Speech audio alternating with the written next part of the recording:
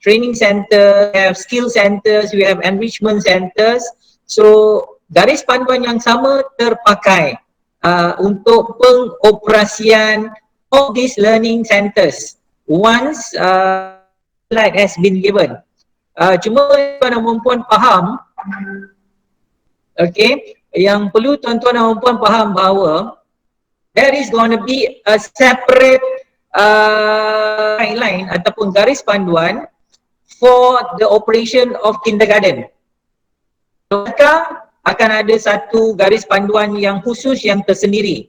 So yang ini hanya khusus untuk sekolah dan pusat-pusat. Untuk tadika there is going to be a different guideline altogether. So I hope you are still with me now. Okay, tuan-tuan dan puan, perkara utama yang perlu kita ingat bahawa we are yet to receive any announcement from the ministry.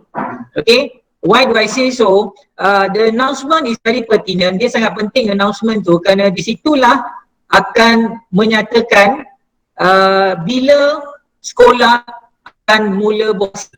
So announcement yang itu hanya akan dilaksanakan oleh Menteri Kanan yang berhormat Menteri Kanan Pendidikan, iaitu Dr. Razi Giddin.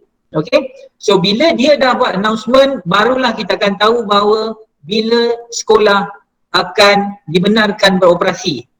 Dan selagi tiada apa-apa announcement, kami terima sebenarnya banyak pertanyaan daripada pengusaha, bila sekolah nak buka, bila sekolah nak beroperasi. So selagi tak ada announcement yang itu, maksudnya kita tak ada definite.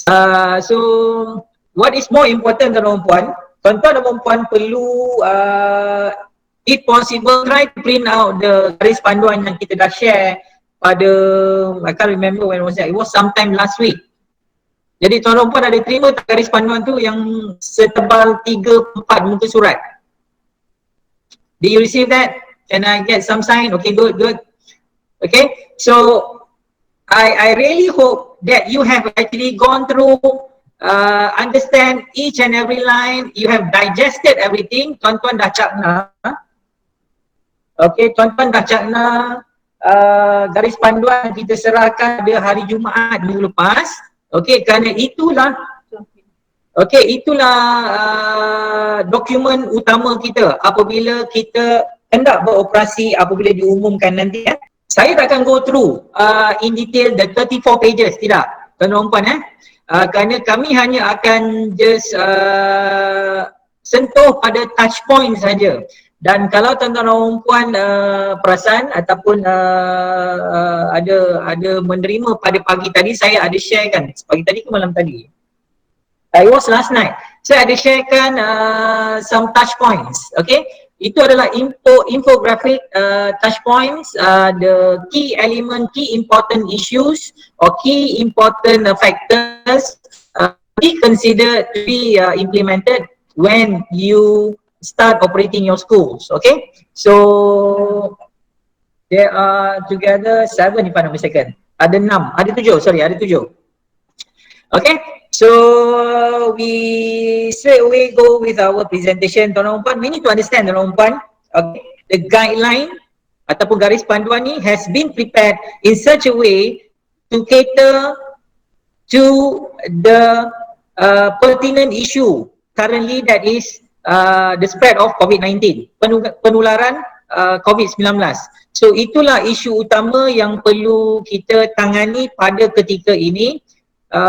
Jadi apabila dibenarkan operasi, perkara utama yang perlu kita lihat adalah dari segi keselamatan dan kesejahteraan warga sekolah. When I talk about warga sekolah, it means the whole lot of personnel that is actually under the roof or within the school premise. Those would be the students, the teachers, the staff, the outsourcers, the contract services. So all those people yang ada patronizing your school should be dalam keadaan yang sihat dan sejahtera. So itu the key element ataupun the key important issue dalam garis panduan ini. Dan kita kena bersedia tuan-tuan dan puan bahawa garis panduan akan berlaku perubahan. Dan garis panduan ini kemungkinan besar akan ditambah baik dari masa ke semasa untuk memastikan the smooth running of the school sampai the end of term untuk tahun 2020. Okey, tuan-tuan dan puan, satu lagi tuan-tuan dan puan, kita kena embrace. That is, kalau kita tengok dari segi konsep sekarang ni yang banyak disebut is actually the VUCA environment. Volatile, uncertain, complex and ambiguous. So, bila kita bercakap tentang pengoperasian sekolah juga, we are subjected to that particular scenario. So, that VUCA sekarang ini barulah kita nampak bahawa it plays a major, what do you call that, definition in the operation of our schools. So, bila kita beroperasi nanti tuan-tuan dan puan, there's a lot of things that might be ambiguous, that as well may be complex in nature. So yang tu tuan-tuan dan puan, you need to address and suit according to your school environment. Okay, tetapi jangan lari daripada garis panduan utama. Okay, pertamanya apa yang diberikan oleh Kementerian Kesihatan, oleh MKN dan juga garis panduan yang disertakan ini daripada bahagian pengurusan Sekolah Harian Kementerian Pendidikan Malaysia. Okay, so moving on to the presentation, Ms. Tara boleh bantu tak? So garis panduan ini adalah garis panduan pengurusan sekolah pasca PKP, dan sebenarnya dah ada satu penambahbaikan yang semalam baru saja kami terima, garis panduan pembukaan sekolah sebenarnya. Garis panduan pembukaan sekolah pasca PKP COVID-19, iaitu yang terkini, tapi the essence is still the same, sama je.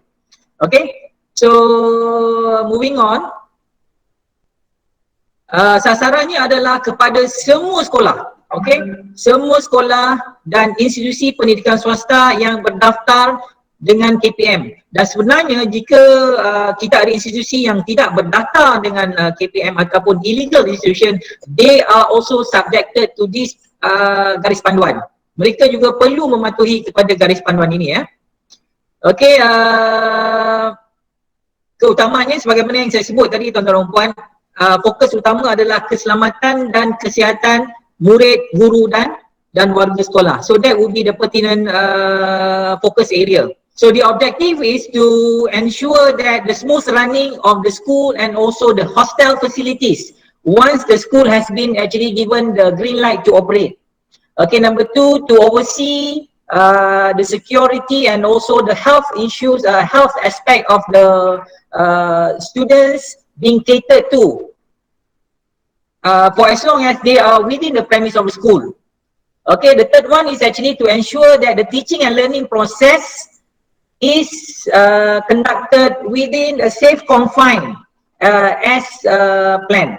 Okay, so yang ini ada 3 objektif utama yang perlu kita pastikan, pengurusan sekolah, keselamatan murid dan juga proses PDP itu sendiri. Okay, so ini peranan kepada school managers, pengetua ataupun guru besar. Okay, you have to ensure that your school is safe to operate.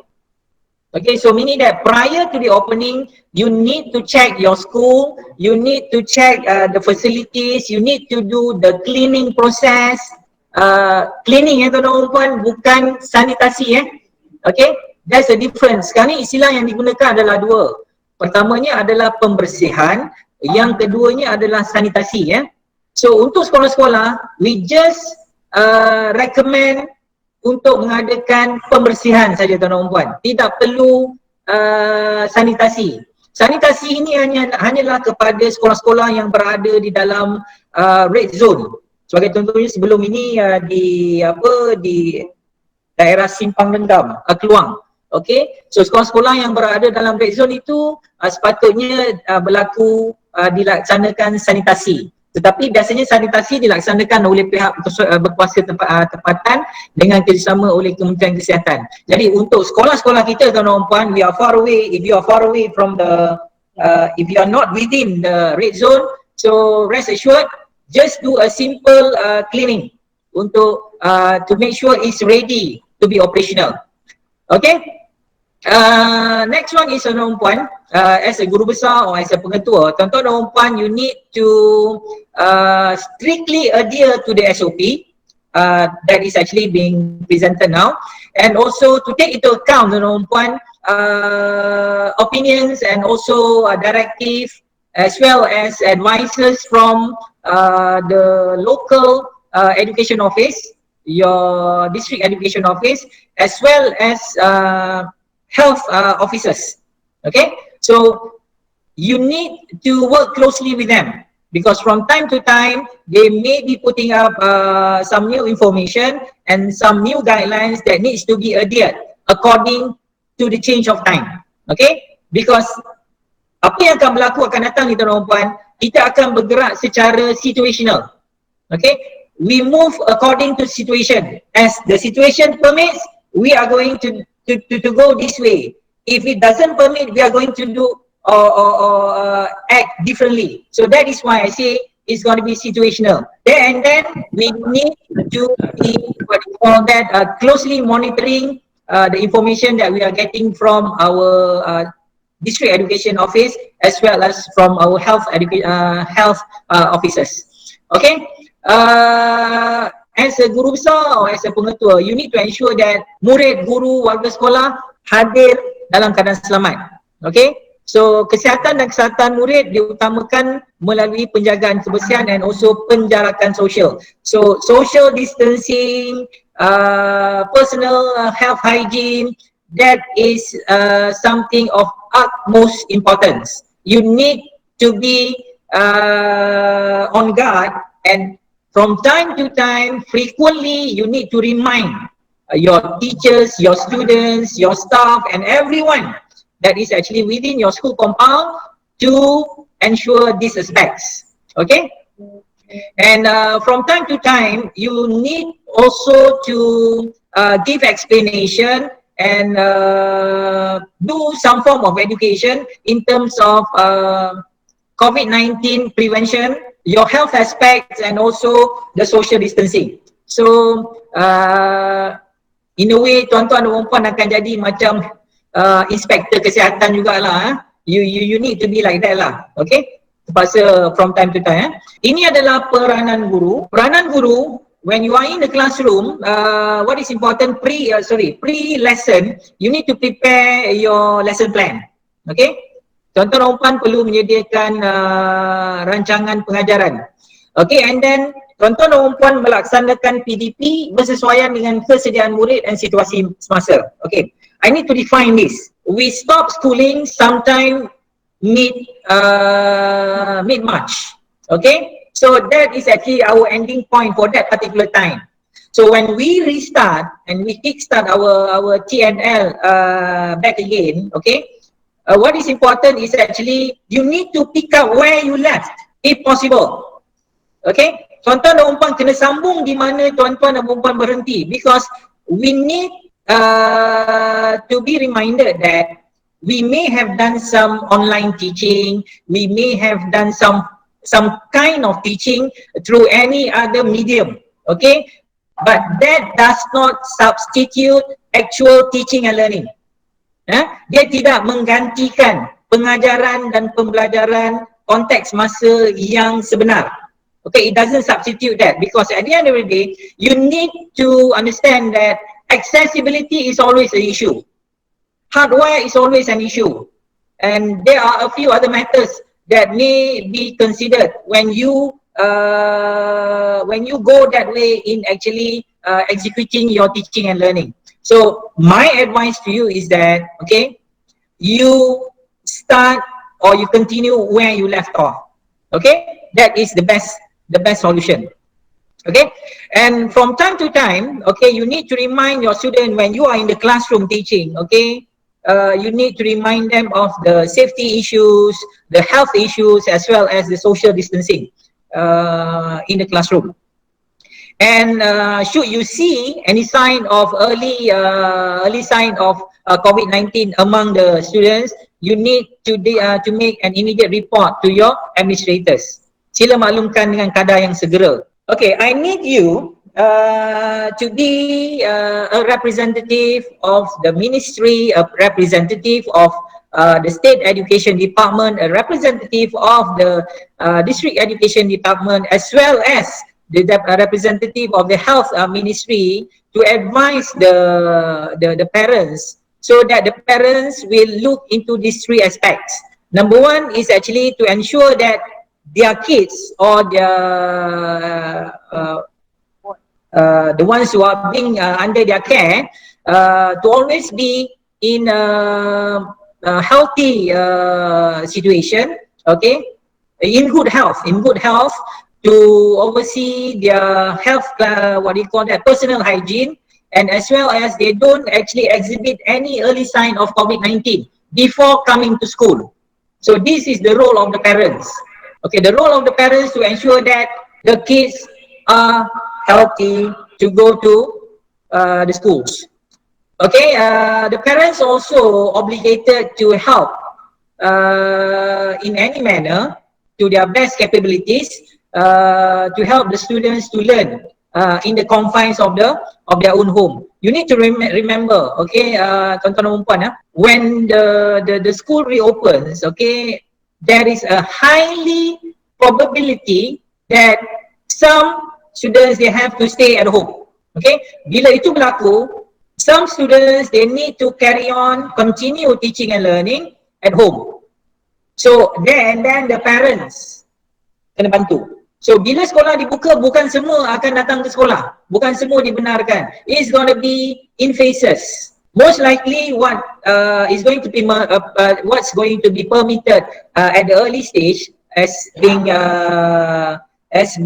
notified by the minister himself, I think last month. He did mention that when the school reopens, only the examination classes students will be attending school first. So other forms, other levels will be coming in at a later date. They are going to announce that. Okay. So then the role of the parents is very important. Other than helping the kids to learn at home, they also need to motivate the students to continue learning, to what you call that, still be in touch with learning from time to time. Okay, now this is for the school administration. Okay, look at bullet number 2. What is important there? Murid lain tidak perlu hadir ke sekolah. Mereka kekal meneruskan PDP di rumah sehingga KPM mengeluarkan pemakluman lanjut. So ini merujuk kepada bila di-announce nanti kehadiran murid ke sekolah adalah secara berfasa dan dimulai dengan murid tingkatan 5 dan 6. Okay, in our context, tuan-tuan dan puan, okay, if you are actually schools with national curriculum, so you are going to permit only Form 5 and Form 6. Okay, if you are running UEC program, so you are only going to permit senior middle 3. Okay, senior middle 3 students. Okay, if you are running international curriculum IGCSE, you are only going to permit O levels and A levels. So starting with year 10 and above. So all other batches, they have to remain at home. And we were made to understand that the examination for IGCSE also has been actually postponed. Once they are in school, there are a few activities that are not allowed to be carried out in schools. That I have actually shared in the infographic, one of the infographics. So please refer to that in detail, and also the guideline tentang perkara-perkara. Okay, we are back again, tuan-tuan dan puan. Okay, so I would like to re-stress that once the school session is the school is in session. Okay, tuan-tuan dan puan, there are a few things that, a few activities that cannot be conducted. So sebagai yang dinyatakan di sini is actually tak boleh ada perhimpunan ataupun aktiviti-aktiviti lain yang melibatkan murid berkumpul secara beramai-ramai. Beramai-ramai di sini being termed as 10 people and more. Okay, that is definition of secara beramai-ramai, 10 orang dan lebih. Okay, untuk pengurusan prasarana, tuan-tuan dan puan, as I have mentioned before, you need to ensure that you have actually done the cleaning up process prior to the school reopening session, and also you need to do the cleaning every day on a daily basis. Sebelum sekolah bermula, selepas sekolah berakhir. Okay, you need to understand that. You need to do the cleaning every day. And the focus area would be surfaces where are being frequently touched by the students. So yang itu tuan-tuan dan puan kena fokus dari segi dalam proses pembersihan sebelum dan selepas selesai sesi persekolahan pada setiap hari. Dan kita galakkan penggunaan pembasmian kuman jika ada kes positif COVID-19 tuan-tuan dan puan. When it comes to the arrangement of the furnitures and also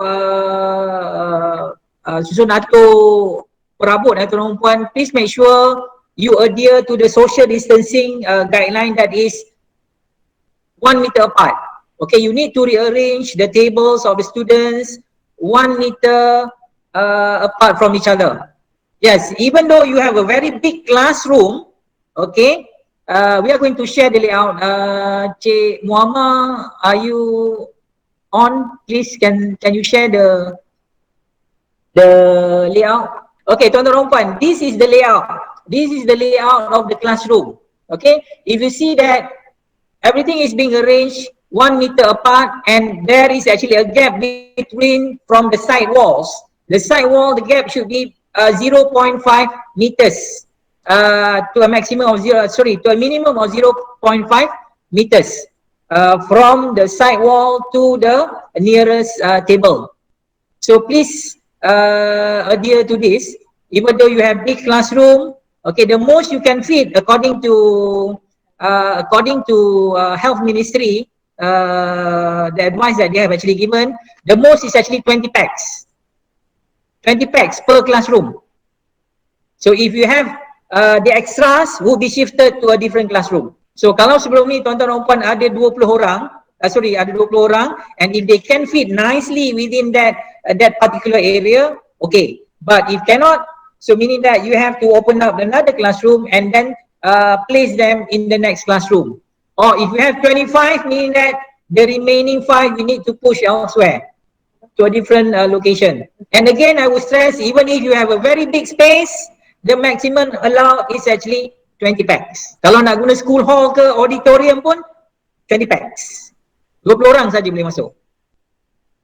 Okay. So coming back to the presentation. Thank you Encik Muhammad. Okay, I believe it is a standard practice in all school where you have your sick days. Okay, that is going to be a very pertinent space after this, because that is where you are going to isolate students who may exhibit early signs of COVID-19. Okay, so at the same time, tuan-tuan dan puan, okay, it is also a place where you put the students in quarantine while waiting for the parents to come and pick them up. Okay, if you can contact the parents, but if you cannot contact the parents, meaning that it's your task, it's your obligation to bring the students to the nearest pusat kesihatan daerah. Okay, pusat kesihatan daerah meaning that is a government institution, bukan not the private clinic. Okay, tuan-tuan dan puan, hope that is very clear. And whenever possible, the room must be equipped with what do you call that, face mask, as well as hand sanitizing materials, soap and also hand sanitizers. Okay. You need to draw up pathways within your compound to state that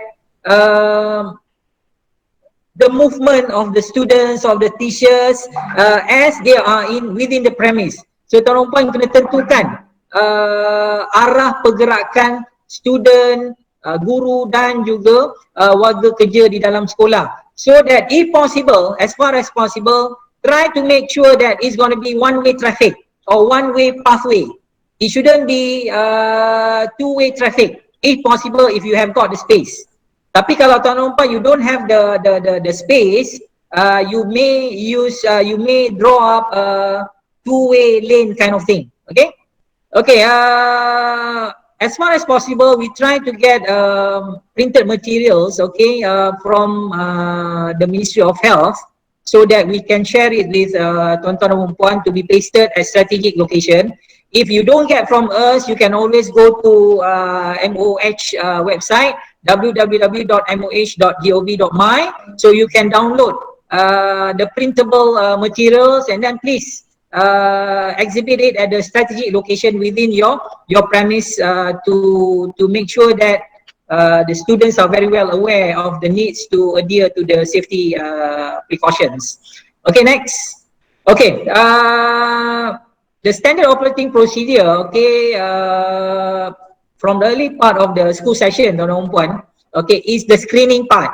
So that is what we term as gate screening process. So at the gate, at the what you call that, at the entry point, you must do your screening.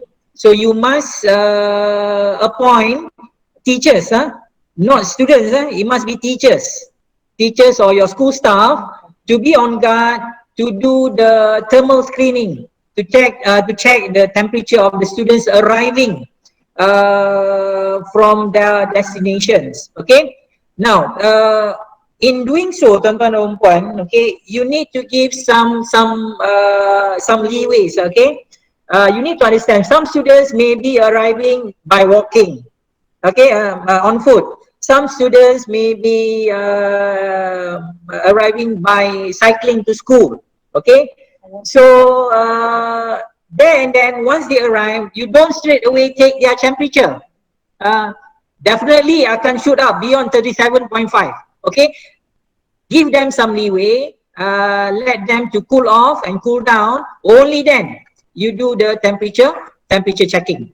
Okay, so then what is important, tuan-tuan dan puan, you must have an area where you can put them on the side, and then you continue with the students who are arriving by bus, by parents' car, so that it won't disrupt the ones who are waiting. Okay, so based on the advice by the Ministry of Education and also Ministry of Health, this gate screening process, okay, can happen at the gate itself, the entry point, or it can be happening somewhere a little bit into the the school compound, because you may not have the space right at the gate there, so it may be pushed a little bit further into the school compound. So you need to check with the availability of the spaces in the school. Okay, you need to do the checking on everyone, student, teachers, and also the staff, everyone that patronizes your school premise. So bukan terpilih, semua orang perlu dibuat saringan, termasuklah kontraktor pembersihan, the canteen operator, the what do you call that, the caterer and what not. Okay, semua orang yang hadir ke sekolah perlu disemak dan dicatatkan particulars mereka, terutamanya yang bukan warga sekolah. Okay, for schools with hostel facilities, okay, once you admit the students into the hostel, you need to do the screening. Okay, and every day when they go to school, you need to do the screening as well. Okay, so you need to have more screening for the students who are in the hostels. Okay, next. Okay, tuan-tuan dan puan, okay, once we are done with this, your task is actually to disseminate this the same information to your teachers and your staff, and also please take into account giving the information as well to your contractors, your school operators, your canteen operators, your cleaners, so that they are aware of this as well. So everybody must know this. Okay, this one I think you can read through in the guidelines. Is actually the task of the teachers in further detail. Okay, when you conduct teaching and learning activities, okay, there are things that are forbidden for the time being. You cannot do any what do you call that, outside classroom activities. You cannot do any physical activities outside of the classroom. No sports and co-curricular activities until announced by the ministry. Okay, so everything must be dalam classroom saja tuan-tuan dan puan, tak boleh keluar daripada classroom. Even sebenarnya kalau ikutkan garis panduan, makan pun kena makan di dalam classroom. Belajar dalam classroom, makan pun dalam classroom. Okey, tuan-tuan dan puan, kena ingat tuan-tuan dan puan, bila melaksanakan TNL, you have your students at school, you have your students at home. Okey, kena cater for both needs. Jangan hanya fikir yang ada di dalam sekolah sahaja. Okay, whenever possible, try to engage the involvement of the parents, okay, in helping the school to operate, okay, within the guidelines of post COVID-19. So whenever possible, if you feel that you need the help of the parents, okay, reach out for them. Reach out to them so that they can help in any way that they can. So that they will be part and parcel of the working committee. And if you look at the infographic that I've actually shared with you, the number one, okay, your role is actually to establish a working committee. Kena bentuk satu jawatan kuasa yang melibatkan lembaga pengelola sekolah, pentadbir sekolah, melibatkan guru-guru, melibatkan ibu bapa. Dan mereka ada tugas-tugas yang saya akan terangkan kemudian, ya tuan-tuan dan puan. Okay, next. Okey, pelaksanaan pengurusan asrama tuan-tuan dan puan yang saya sebut tadi. Okey, saringan sebelum masuk ke asrama, dan penyusunan semula katil dan juga perabot di asrama, it should be 1 meter apart. If you are having what you call that double decker beds, okay, only the lower bunk can be used. You cannot use both bunks. Tak boleh guna yang belah atas dan belah bawah. Yang bawah saja boleh digunakan. And from one to another, it must be 1 meter apart. Next.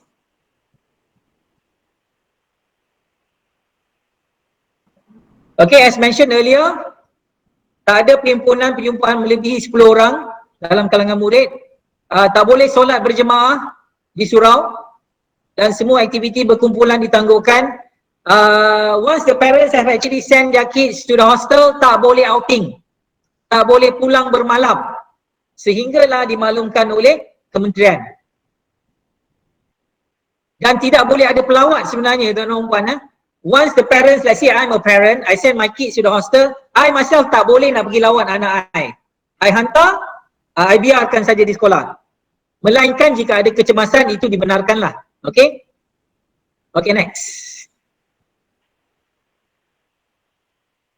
Okay, this is specifically for us. Okay, move on. I think we have actually gone through this. Okay, so this is what I have actually mentioned earlier. You need to form a working committee which comprises of lembaga pengelola, pentadbir, guru, ibu bapa, and the role is actually as being stipulated there, merancang, memantau, melapor pengoperasian semula IPS based on the guideline, mengadakan sesi libat urus dengan ibu bapa, penjaga dan pihak berkepentingan, memantau dan melaporkan status kesihatan murid, memastikan sebarang perhimpunan melibatkan murid atau warga IPS tidak dilaksanakan. Okay? Okay, moving on. Okay, before that, the committee also need to tackle the school fees issue. Okay?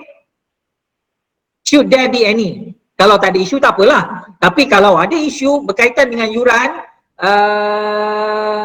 on areas, on whatever pertaining to yuran, it should be handled by this committee. Okay, for international teachers and international students, okay, for the time being, we won't allow new recruits, both for teachers and for students. We are only going to renew the existing teachers, and also we are going to issue support letters for the existing students who are already in Malaysia. So please do not bring in SJZ, because as we are made to understand, our borders are still closed for the time being. And should our border reopens after this, okay, you need to, number one, scrutinize the candidates' travel record.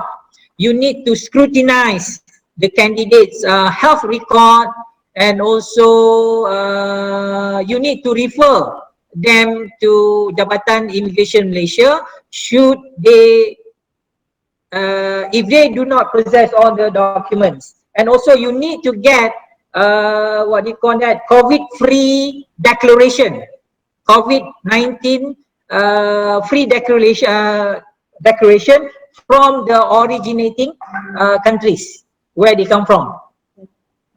It should be in English, jangan dalam bahasa lain yang kita di sini tak faham. So it's been stipulated dalam garis panduan, tuan-tuan puan. Okay, only for new recruits once the border is open. Okay, next. Okay, this one we have actually gone through all the cleaning, all the rearranging, all the health record. Okay, okay. Should you have any sign, what do you call that, early sign of COVID-19 signs? Okay, should you detect that from or among your students, please identify the close contact of that particular case and also refer that to the nearest PKD, Pusat Kesihatan Daerah. Okay. Okay, this one I think is being covered already. Okay, the use of facial mask, tuan-tuan dan puan, is not mandatory. It's not mandatory throughout the school session. Jangan pula you impose when you enter the school premise. They have to be the students must wear the what do you call that, the facial mask all throughout the time they are there. Okay. Kalau ikut advice daripada Kementerian Kesihatan pun sebenarnya is actually yang pakai pelitup muka dan hidung ni hanyalah yang bergejala.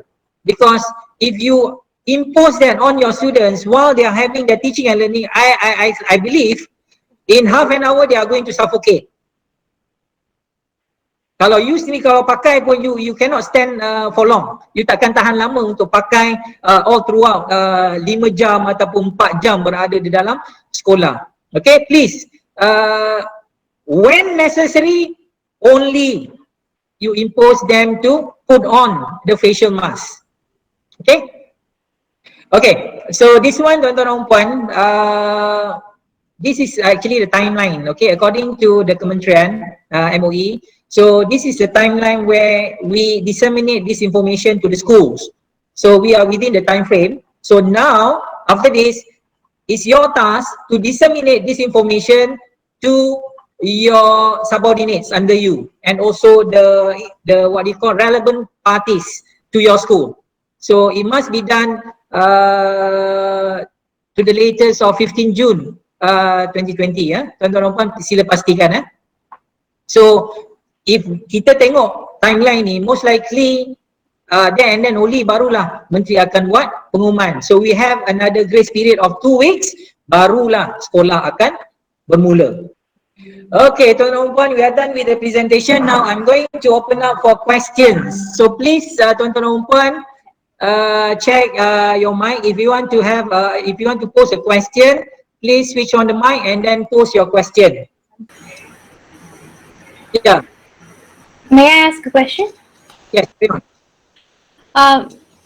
Just now from the briefing you said kalau ada warga sekolah yang menunjukkan gejala COVID, report to Pusat Kesihatan Daerah.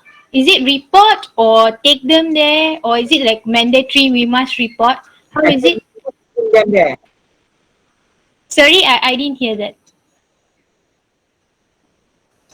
Okay, Miss Sandra, is it? Yeah.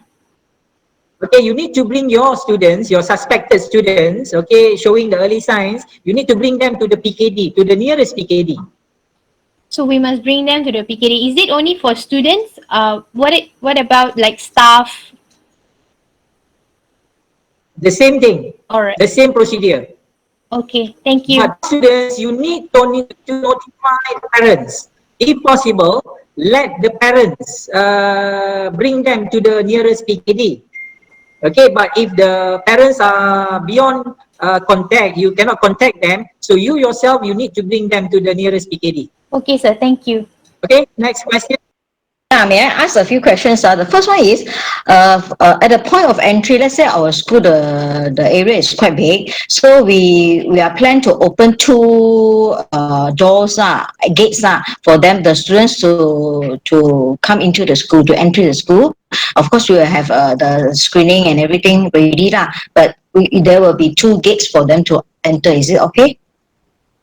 Yeah, it should be okay if you have the ample space to your what you call that, to your the campus. So okay, okay. The second question is, just now you said the maximum number of students in the class is 20. All our classrooms are quite big, or can you make it to 23 like that? Because all the Cannot. classrooms are big, cannot. It must be 20.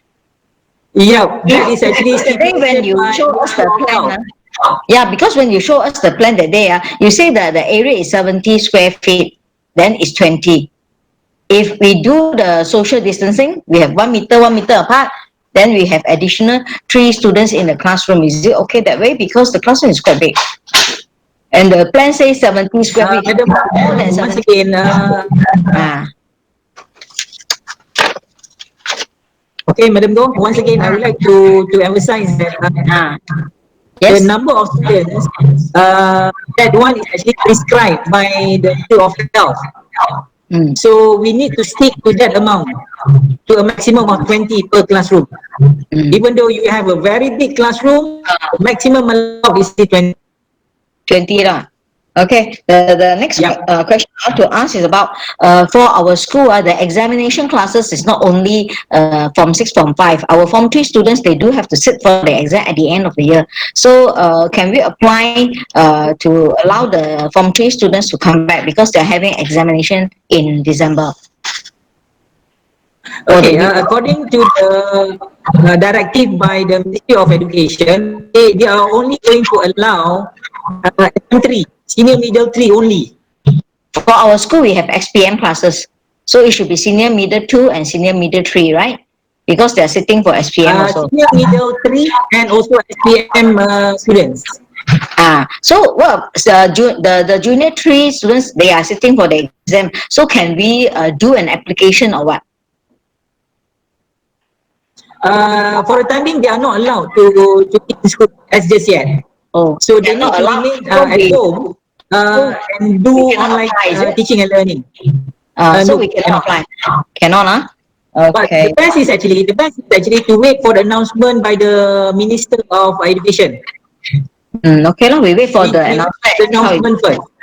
I wait for it and see how it goes. If there is no announcement in terms of that, to whatever being said previously by the minister, only the exam classes referring to Form 5 and Form 6, referring to SM3, are only allowed to be in school. The junior middle 3, they are not allowed yet to be in school. Oh, okay. Thank you. Okay. Hello, Salam Sejahtera. Hello. Yeah, hello. This is Serene. Can you hear me? Yeah. Hi. Okay, I have one question. Just now you mentioned that new teachers and students are not allowed to enter because the border is still remain closed. But we do have, there is a new guideline from the immigration that expatriate and the dependent of the expatriate are allowed to come in, subject for the approval. So, do you think that it's possible that we can actually submit the application by next month or probably end of the month, since the immigration is allowed expatriate to come in? Okay, they have actually allowed, okay, for expatriates to return actually. They have actually been working here. So they are actually allowed to return. So meaning they are not new recruits. They including new recruit, expatriate who has a current active pass that is currently abroad and a new expatriate. Okay, So I this need to is the refer back new to the information guideline from ESC. Jabatan Immigration.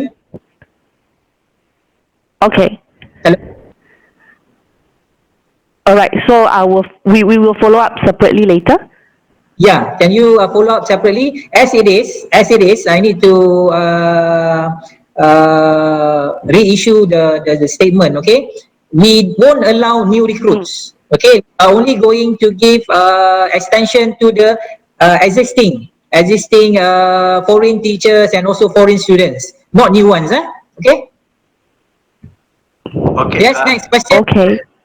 Faisal, Mr. Teng here from Batu Pahat. Yeah. You mentioned about the maximum of 20 people, but we intend, pasal Dewan sekarang, Dewan Besar, there will not be many activities. We intend to actually do temporary partition. Then you see the hall is so big. So in the front you have 20, at the back 20, then we actually can accommodate 40 in a school hall. Is it okay when there is a temporary partition? Okay, again, if you want to have it in your school hall, okay, the maximum is 20. Yeah, that's why I'm asking, because the hall, suppose because the big hall, if you use a big hall, yeah, we might have to use a hall. I'm just contemplating. Okay, what about the front and the back with a definite demarcation, separating board or something like that. So what happened to the existing classroom? Because you see our classroom, we can only put a maximum of about 13 to 15 per classroom in our school. Okay, so if that's the maximum for each and every class, so meaning that you need to go according to that. Yeah, so meaning that you see one classroom will overflow to the other one. Yeah, meaning you need to open up extra classroom for the remaining students. Yeah, that's but what if you plan to shift them to the hall, okay, still the maximum is 20. Okay. Okay. Right. Okay, thank you, Mr. Tang. Thanks. Right. Yes, next. Saya Guru Besar Sekolah Pendidikan Hasnul Azalia. Sekolah saya Puan Zaria. Ya, sekolah saya ni dia berfokus pada murid-murid yang khas saja. Tak ada murid yang akan ambil peperiksaan, yang tanpa 5-6 tak ada. Cuma mereka memerlukan tumpuan untuk pembelajaran kemahiran lah. So masalah kami, kalau kami tidak buka, jadi kelas tidak buka operasi sekolah, mereka akan ada masalah kat rumah, tak belajar tak apa. So boleh tak kami buka mulakan operasi sekolah dengan berpandukan pada arahan JPN saja, dan kita pula soalan kedua pula, kita akan buat kelas secara bergiliran. Bermakna kita akan fokus, misal kata kalau saya ada 5 kelas, saya akan buka 2 kelas untuk hari Ahad dengan hari Selasa, dan 3 kelas lagi akan buka pada hari Isnin, Rabu, Khamis. Itu saja soalan saya. Terima kasih. Assalamualaikum. Okey, soalan yang pertama, okey, tak boleh buka lagi. Tak boleh buka lagi. Kalau ikut panduan dinyatakan, hanya murid-murid yang akan menduduki peperiksaan sahaja. Okey. So, cuma garis panduan ini kita beri lebih awal supaya apabila dia dimaklumkan bahawa semua boleh operasi, so ini adalah guideline-nya. Okay, so for training, apa yang kita difahamkan hanyalah murid-murid kelas peperiksaan saja, because they need to assess the situation. Dia akan benarkan murid masuk dahulu, and then they see how it's going, how is it taking place, and then they are going to review that. If everything is okay, no new clusters, tak ada cluster sekolah pendidikan khas ke contohnya, tak ada sekolah cluster daripada SMPC Yongpeng ke, tak ada. So they are going to allow. Contoh. I'm not wishing for that. I'm not hoping for that.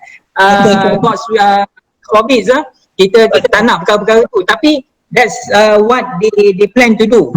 They open up bit by bit. They assess the situation. Only then they are going to give further notification and further release of other batches to come in. Okay, that is how they operate lah. Soalan nombor 2 tadi apa yang delay tadi? Apabila kelas kita misal kata kita ada 5 kelas, kelas pertama dengan kelas kedua kita akan buka seminggu 2 kali, kelas yang lain akan buka seminggu 3 kali. Okey, itu bila dah beroperasi, bila dah dibenarkan beroperasi Sebab bila dah dibenarkan operasi, puan juga kena pastikan penjarakan sebab mungkin currently untuk satu kelas tu mungkin terlalu ramai. So you need to what you call that open up more classes, or maybe you need to rotate the attendance. Hari ni kelas ni hadir, besok kelas satu lagi yang hadir, hari yang seterusnya. Itu mungkin akan ada beberapa model lah penggiliran kehadiran. Itu bila dah dibenarkan beroperasi Okey, clear Puan Zara? Ya, tak clear. Okey, next. Saya Puan T dari Sekolah Menengah Funyo, Johor Bahru. Okey, Puan T, yes. Saya nak tanya sebab tadi ada kata pelajar sebenarnya tidak diwajibkan untuk memakai mask, dan di sekolah kami ini ada banyak classroom yang ada aircon. Kalau dalam suasana yang tertutup, kalau mereka tak pakai aircon, dia panas kan? Tapi kalau dalam aircon, dia tak pakai mask, kita takut pula. Sama ada bilik-bilik guru, perpustakaan atau bilik-bilik rajal ni dibenarkan untuk buka aircon sepanjang sesi pembelajaran. Itu yang saya nak tanya. Terima kasih. Sangat-sangat dialu-alukan sebenarnya. You are going to create more conducive environment for the students. But when it comes to the what you call that face mask tu, sebenarnya dia tak ada apa-apa kajian yang mengatakan when you are in confined spaces with the running of the air conditioning is going to spread COVID-19 virus. Memang tak ada dalam mana-mana kajian ataupun dapatan. So rest assured Puan T, kalau berada dalam kelas-kelas yang ada air conditioning, still okay untuk tidak pakai. Tetapi you kena impose mereka supaya pakai jika mereka ada tanda-tanda batuk, tanda-tanda sesama, tanda-tanda demam. Itu that you need to actually take into account. Jelas Puan T? Okay. Terima kasih. Okay, I've got one chat question tentang physical education. Okay, PG. Are students able to take part in PE with social distancing and without shared equipment? Saya rasa saya dah jelaskan dalam guideline, okay, bahawa aktiviti sukan termasuklah PJ tidak dibenarkan. Okay, tidak dibenarkan sama sekali. Even though you can actually ensure social distancing, still tak boleh dibenarkan. Okay, tak dibenarkan PJ dan juga physical activities. And co-curriculum as well. Okay, any more question? Ada Cik Faizal. Assalamualaikum. Ya. Saya Nizam daripada Sekolah Antarabangsa Sunway. Beberapa soalan. Pertamanya, separate SOP for kindergarten akan diberitahu kelak ya? Ya. Ada anggaran tarikh itu? Saya difahamkan bahawa SOP itu sedang dalam penelitian KKM dan juga MKN. So SOP telah disediakan. Cuma dalam penelitian dan menunggu masa untuk diterbitkan ataupun dirilis, diberi kebenaran untuk dihebahkan saja. So bila itu saya tak boleh nak bagi definite answer lah. Encik Nizam Baik. Soalan kedua.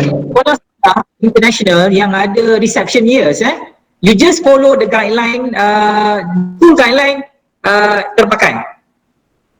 Sekolah international kan ada receptions jika operasi nanti bila dah dibenarkan untuk so just follow guidelines tapi for the time ni memang tak boleh lagi receptions tak boleh masuk lagi. Okey, baik. Soalan kedua tentang pengambilan suhu tadi, tak salah saya dinyatakan hanya guru yang dibolehkan atau kita boleh benarkan pihak security kita? As far as possible, kita nak guru ataupun staff sekolah, staff academic or administrative staff. Jangan minta, because normally saya difahamkan kalau pengawal keselamatan, our security officers are outsourcing. Diorang ni adalah contractors. So please use your permanent staffs. Tak kira lah teachers ke, clerks ke, they should be on guard to do the screening. Macam security kita di bawah Sunway Security sendiri, adakah dibolehkan? Okay, it's your own company, is it? Ya, bukan foreigner. Directly salaried by your institution, is it? Ya, betul lah. So meaning that is a permanent staff, so boleh lah. Okey, baik. Soalan terakhir tentang apps My Sejahtera. Adakah diwajibkan kita sediakan perkara tu atau macam mana? So far saya difahamkan hanya digalakkan untuk penggunaan apps My Sejahtera. Sebab sekarang ni pun difahamkan tengah crash. Sebab ramai tengah download and try to apply that kan you nak claim that RM50 tu, you kena claim through My Account, sekarang tengah crash. Betul. My Account hanya galakkan sajalah for the time being. Okey, baik. Terima kasih. Thank you, Encik Nizam. Next question. Encik, saya dari sekolah Sri Tembi.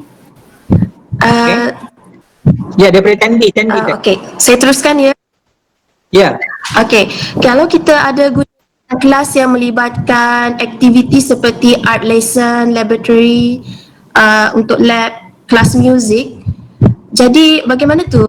Adakah kelas itu perlu kita tangguhkan dahulu sebab kadang-kadang dia memerlukan perkongsian alat makmal, brushes dan juga alatan muzik. So, what is your advice? Okay, the essence of the running of the operation, okay, number one is to ensure safety, okay. So, if possible, non-core subjects, okay, kalau rasa tak perlu, okay, sebagai contoh macam art lesson, adakah dia orang ambil periksa untuk subjek arts? Rasa tak ada kan? Okay, just kalau go for the core subjects,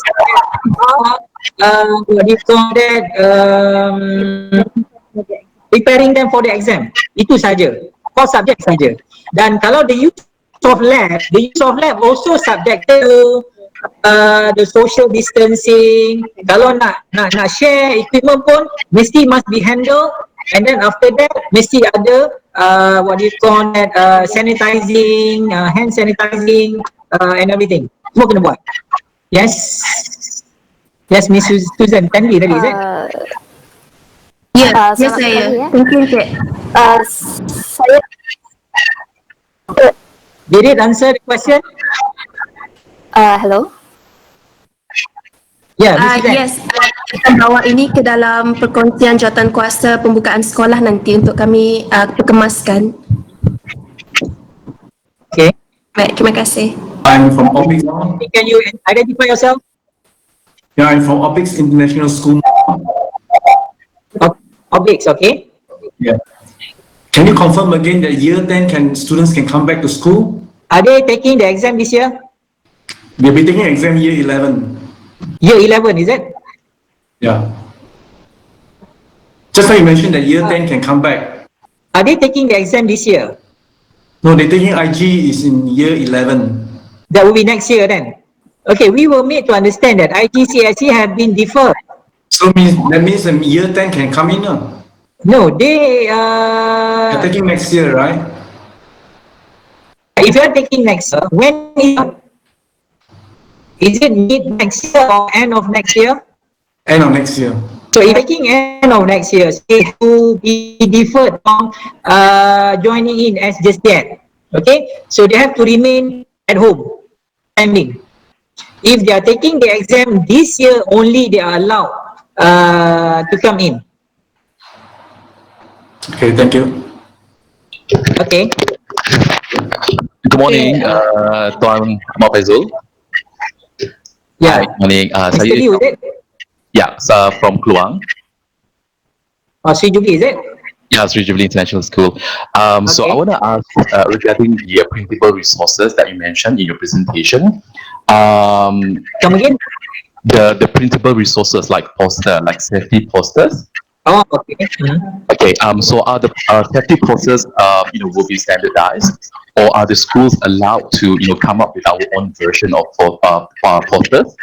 Because you mentioned that you will share the posters, or we can actually check out from the Ministry of Health website, right? Like to get the poster. So yeah. So if let's say like because we are in the midst of making the preparation now, if let's say we couldn't find the process from the website, from the Ministry of Health website, and so from the Bahagian Pendidikan Swasta website or Facebook page, can we just like create our own safety posters? Thank you. Okay, thank you, Mr. Liu. Okay, number one option is actually for you to go to the MOH website.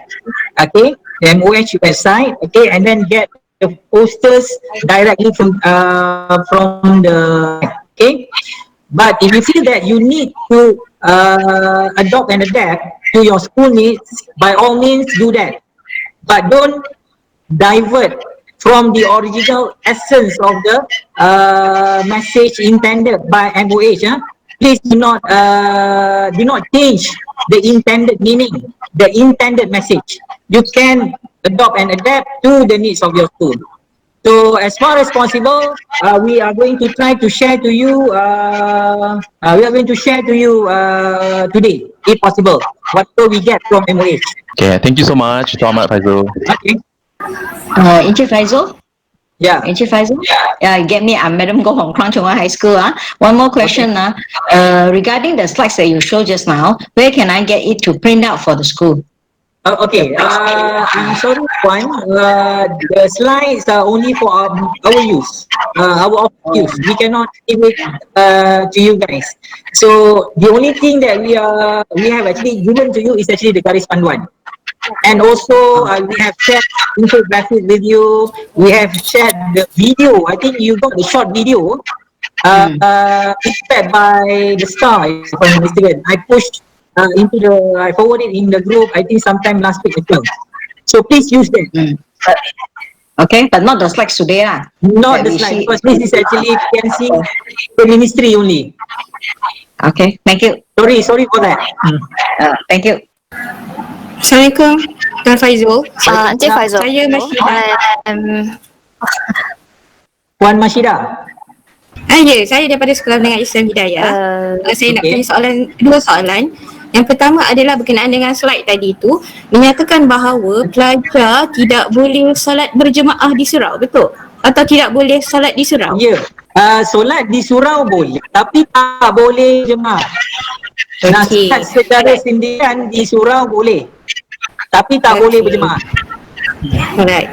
Soalan saya yang kedua, adakah tempoh persekolahan mesti daripada pagi 7.30 sampai 1.30 atau boleh dilanjutkan sehingga pukul 4 petang? Okay, under new norms, Puan, sebenarnya waktu persekolahan is going to be flexible. Tuan-tuan dan puan mungkin boleh mulai persekolahan pada pukul 8 atau mungkin pada pukul 8.30 terpulang kepada perancangan sekolah. Kerana kita kena ambil kira, you need to take into account upon arrival of the students, you need to do the screening. Let's say you have 100 students, you have 200 students, I think you are going to need maybe between 1 or 2 hours to do the screening alone. Okay, so that's why you need to devise your school schedule so that it can fit the process of screening, the teaching and learning, and also the dismissal of the students. So it can be much later or much earlier. It's up to you. Okay, Puan Mashida, last. Okay, Cik Faizul, one more question. Okay, identify yourself. I'm Mr. Teng from Batu lagi. Mr. Teng, yes, Mr. Teng, yes. Yang berkenaan UPSR, pelaporan untuk UPSR, kerana we have to give another pelaporan psychometric and PAJSK. PAJSK is due in May and then later on in August. So when you say activity di luar bilik darjah, kita tidak akan menjalankannya. Does it mean therefore we have to postpone our PAJSK punya assessment? So this for UPSR. Walaupun exam, the written exam is postponed, but our student after UPSR will have to go out with pelaporan PAJSK, psychometric and PBD. So I'm talking about the PAJSK, Malaysian curriculum. Okay, you are talking about school assessment, PAJSK assessment, psychometric assessment, Mr. Teng, Okay, for the time being, everything is actually postponed. Postponed. So everything is postponed until further notice. Yeah. Semuanya ditangguhkan. Nah, meaning because we have to answer the parents after Senate 6 dia nak pergi sekolah menengah. So pelaporan tu kita kena sediakan lah. So in other words, if we are not doing any assessment for May and then August nanti, that means the school only prepare the pelaporan yang sedia ada sajalah. Ya, kita hanya akan menggunakan yang sedia ada sahaja. Kita akan menggunakan pelaporan-pelaporan yang terdahulu, Mr. Deng. Alright, okay. Thank you. Right, thanks. Okay. Thank you. Next question. Encik Faizal, saya Puan Call dari sekolah Unico Unico, yes, okay. Ya. Saya nak tanya sikit pasal toilet sebab toilet kira common area untuk semua pelajar. Jadi adakah SOP dia masih sama? Maksudnya sebelum sekolah bersihkan dan after school bersihkan ataupun kena bersihkan lebih frequent sikit? SOP-nya sama. Sebelum sekolah bermula dan selepas sesi persekolahan berakhir, dan in between takkan you nak biar macam tu je kan. Most likely you akan buat phone cleaning juga as well, sebab it's a heavy use by student is up to the school to decide on that. Okay, alright. Thank you. Okay. Selamat sejahtera Tuan Faizal. Yes, I'm Shamila from Excelsior. Just one question, walaupun sekolah belum beroperasi, staff dan guru-guru boleh balik ke sekolah tak? Okay, for the time being, sehinggalah diumumkan, staff dan guru-guru boleh berada di sekolah atas keperluan. I see, alright. But you need to adhere to the social distancing. There shouldn't be gathering of what you call that, big numbers, okay? Alright. Okay, thank you. Adhere to. So they are allowed to be in school. Okay, thank you. Okay, there is a question from the chat. If students would like to continue studying online during this period, would it be possible? Okay, maksudnya kalau ikut arahan ni, they are supposed to be in school. Okay, they are allowed to return to school, but they wish to remain in at home. Dia orang nak tinggal di rumah lagi. So yang itu dibenarkan. Sebab mungkin the parents are afraid, the parents are worried. So itu dibenarkan untuk mereka masih berada di sekolah. So sekolah kena devise online teaching and learning for them. Itu dibenarkan kepada murid yang sebegitu. Okay, tuan-tuan dan puan, ada lagi soalan? Okay, sekali lagi tuan-tuan dan puan, saya ingatkan we've been getting a lot of queries, we're getting a lot of feedback concerning the school fees issue. So I would strongly advise everyone here to address the issue tactfully. Okay, tolong address the issue supaya kita tak nak ada apa-apa unresolved issue pertaining school fee. Sebab ada yang dah sampai kepada kementerian, ada yang sampai ke Exco Kerajaan Negeri, ada yang sampai ke Menteri Pendidikan. So please, isu berkaitan yuran ni, tuan-tuan dan puan, it must be, like I said, tackled tactfully. And our principle is simple, okay? It must be based on whatever agreement you have with the parents. That's number one. Okay, the agreement is in force, okay, but taking into account the situation now, there must be some negotiation between you and the parents. So it must be agreed upon by both parties. Mestilah dipersetujui oleh kedua-dua pihak, antara kita dan juga ibu. So it's a win-win situation. How good is the end result? It depends to the negotiation. But it must be done by both parties. Itu yang kita nak. Kita tak nak lagi isu datang. Kita masih terima banyak letter from the parents complaining about the school fees. So kita harap tuan-tuan dan puan dapat settlekan perkara ni. Okay? Ada soalan lagi?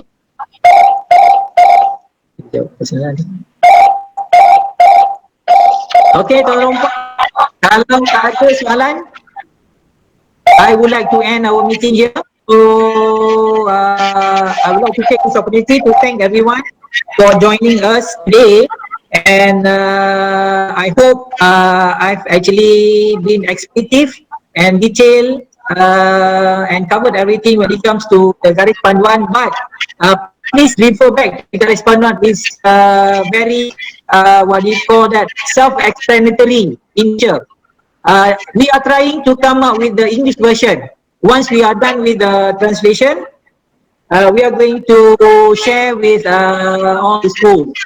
That you have a better, a better comparison, the guideline in English as well as the guideline in Malay.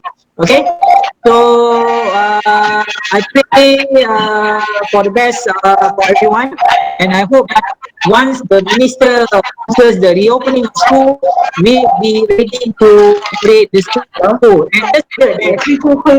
We are going to go down. We are going to go down to schools to inspect your readiness. Okay, your readiness, and once the school is open, we are going to inspect your adherence to the as being prescribed dalam peraturan. So till then, once again, thank you very much. See you again in the near future. Stay safe. Assalamualaikum warahmatullahi